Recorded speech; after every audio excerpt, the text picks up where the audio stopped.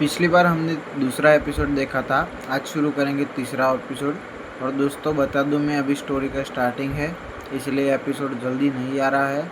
लेकिन जब स्टोरी ज़्यादा इंटरेस्टिंग होगा तो एपिसोड भी जल्दी आएगा। इसी के साथ शुरू करते हैं मेरे साथ। मैं हूं हार्दिल प्रजापति और सुनेंगे आज हम एपिसोड 3 नीलवायुपुत्र नवनाग हांडी। जब स्वर्ण पत्र का आखिरी टुकड़ा भी नील के मस्तिष्क में चला गया तो उसके शरीर पर चिपके छोटे छोटे टुकड़े धीरे धीरे गायब हो गए। उसके मन में अचानक से कुछ स्मृतियाँ प्रकट हुई, ऐसी स्मृतियाँ जो उसकी अपनी नहीं थी। दैवीय देह शोधन तकनीक, प्राचीनतम शोधन तकनीक। आत्मा ही आपका वास्तविक अस्तित्व है, इसलिए अपने भौतिक शरीर को शुद्ध करें और इसी हथियार के रूप में प्रयोग करें। ये किस तरह की शोधन तकनीक है? यदि नील इस तरह की किसी भी तकनीक से अनभिज्ञ था, लेकिन वो कुछ शोधन तकनीकों के बारे में जानता था, लेकिन वो मुख्यतः हथियार निर्माण की तकनीकें थी, न कि शरीर की। शरीर को हथियार की तरह इस्तेमाल करना, इसका क्या मतलब था? क्या ऐसा हो सकता है कि ये शोधन तकनीक किसी के शरीर को मजबूत बनाने के लिए प्रयोग में ली जाती हो? लेकिन तभी नील ने महसूस किया कि उसका शरीर गर्म होने लगा है, जैसे उसे तेज बुखार हो गया हो। ऐसा कैसे हो सकता है? मेरा शरीर इतना गर्म क्यों हो रहा है? अगर ऐसा ही चलता रहा तो उसका पूरा शरीर जलकर राख बन जाएगा। हताशा में वह तहखाने के कोने में रखे पानी के टब के पास गया और बिना कुछ सोचे समझे उस टब में कूद गया। तुरंत ही पानी के टब से भाप उठने लगी। थोड़ी देर बाद ही उसके शरीर की गर्मी के कारण टब का सारा पानी भाप बन गया, जिससे पूरा तहखाना धुंध से भर गया। लेकिन पानी ने भी नील के शरीर के तापमान को कम नहीं किया, उसके बजाय और भी बढ़ता गया। जल्द ही उसकी त्वचा से लाल गर्म लोहे के टुकड़े की तरह गहरे लाल रंग का प्रकाश निकलने लगा। उसे बेतहाशा दर्द हो रहा था, लेकिन वो चाहकर भी कुछ नहीं कर पा रहा था। अंत में उसने इस दर्द के आगे घुटने टेक दिए और अंधेरे तहखाने में छाती के बल गिर गया। उसके मन में एक अजीब अविश्वसनीय परिवर्तन हो रहा था। उसके मन में एक विशाल हांडी प्रकट हुई। हांडी पूरी तरह से काली थी, जिस पर नीले रंग से 2 शब्द लिखे थे, नवनाग हांडी। हांडी की दीवारों के चारों ओर नागों की 8 मूर्तियां बनी हुई थी। प्रत्येक दिव्य नाग की मूर्ति अलग रंग की थी, लाल, काला, सफ़ेद, नीली। इन दिव्य नागों के ज्वलंत और सजीव दिख रही थी। हर दिव्य नाग में कई फन थे, किसी के 5, किसी के 9।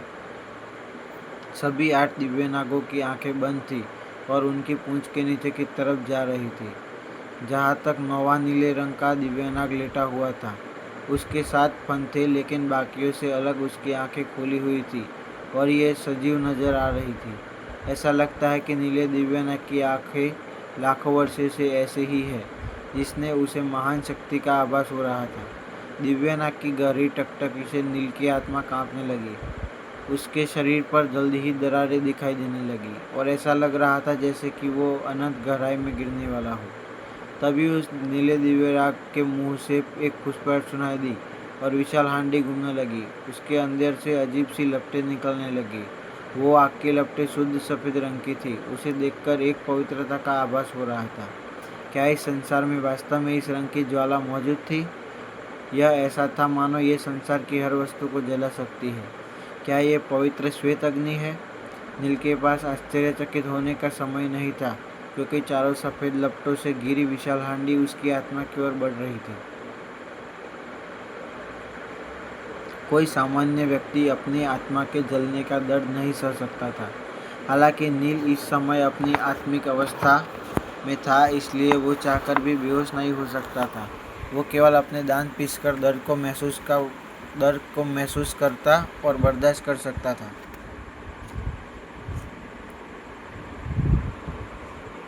आह, मुझे मर जाने दो। इस समय वो इस भयानक दर्द से खुद को मुक्त करने के लिए मरना चाहता था। हालांकि मृत्यु एक ऐसी इच्छा थी जो उसे चाहकर भी पूरी नहीं हो सकती थी, क्योंकि वो एक आत्मिक शरीर के रूप में था। जल्द ही उसकी आत्मा इसका सामना नहीं कर पाई और टूटकर विनाश के कगार पर पहुंच गई। लेकिन तभी हांडी से 7 रंगों वाली एक दिव्य किरण चमकी और नील की आत्मा को तुरंत ठीक कर दिया। जलना, तोड़ना, मरम्मत करना, फिर जलाना, फिर तोड़ना, फिर से मरम्मत करना, यह प्रक्रिया बार बार दोहराई गई। जीवन और मृत्यु के चक्र को लंबे समय तक दोहराया गया, एक अनंत काल तक चलता रहा। फिर यह अंत में रुक गया। अंत में यह भयानक दर्द अब खत्म हो गया। नील वायुपुत्र ने एक लंबी सांस छोड़ी। जब उसने उस दर्द के बारे में सोचा जिसने वो अभी अभी गुजरा था, तो डर के मारे उसका शरीर कांप गया। उसी समय उसकी आत्मा ने आश्चर्यजनक रूप से एक सुनहरी रोशनी का उत्सर्जन किया। काफ़ी देर के बाद आखिरकार नील ने अपने अंतर्मन से बाहर निकल गया और चेतन अवस्था में आ गया। उसका शरीर बेहद कमज़ोर लग रहा था। उसके अंतर्मन में वो बड़ी सी हांडी अब घूमनी बंद हो गई थी, लेकिन सफ़ेद लौ अब भी जल रही थी। हालांकि आग अब भी पहले की तरह सभी दिशाओं में फैली हुई थी, लेकिन अब वो इतनी भयावह नहीं लग रही थी। देवी शोधन तकनीक, शरीर को हथियार की तरह इस्तेमाल करो। अचानक से ये शब्द नील के दिमाग में कौंधे और वो समझ गया कि उसकी आत्मा और शरीर को इस हांडी से मजबूत बनाया गया था। क्या भृगु ऋषि ने जिस दिव्य सूत्र की बात की थी क्या वो यही थी? और ये नवनाग हांडी आखिर है क्या? इस समय नील के मन में कई सवाल चल रहे थे।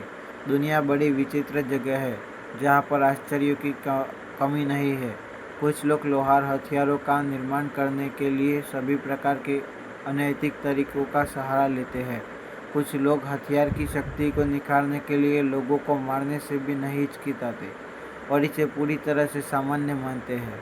कुछ मानव रक्त एकत्र करते हैं और कुछ तो लोगों की आत्माओं को हथियार के अंदर कैद करके उन्हें एक प्रकार के दुष्ट हथियार में बदल देते हैं।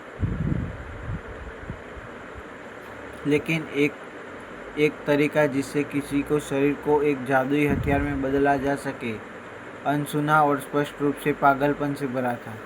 नील को दुर्भाग्य से एक तरफ का वरदान मिल गया था। खुद को शांत करने के बाद नील को एहसास हुआ कि उसके साथ ऐसा होना कोई बुरी बात नहीं थी। इस दुनिया में जादुई हथियारों को 5 सितारों में वर्गीकृत किया गया है: नश्वर स्तर, आध्यात्मिक स्तर, पृथ्वी स्तर, आकाश स्तर और दैवीय स्तर। इसके अलावा प्रत्येक स्तर के भीतर निम्न, मध्यम और उच्च 3 स्तर होते हैं।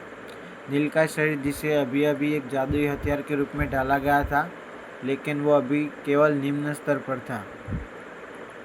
वास्तव में खुद को हथियार की तरह वर्णित करना सबसे अजीब विचार था। नील के चेहरे पर एक बेबस मुस्कान दिखाई दी।